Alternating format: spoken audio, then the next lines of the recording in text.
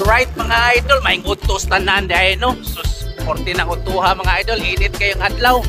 Nabiib ako ni Jote, hangtod karon wala po ko ulit natin mga importanteng aktibidades mga idol nga giapilan. So, natay hearing kanina. Obligado kita mga idol karon. Ano kaita, mouse na kaita mga idol. So ako ay katambag no. Sense nga grabe mag-init na karon. Ano yung buhaton mga idol? Ining inom jud mo og daghang tikitik at tikitiki.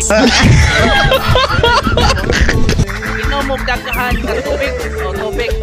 Ayaw lang sa tikitiki niya na ng mga na mga okasyon, mga get-together sa inyong mga amiga. So may mga gadireng. Alright. Mayong adlaw sa tanan ay shout out ko sa tanan nga mga followers na ko diya o sa mga ganahan pa mo follow dire na mo sa akong page kay malingaw gid ko. Right.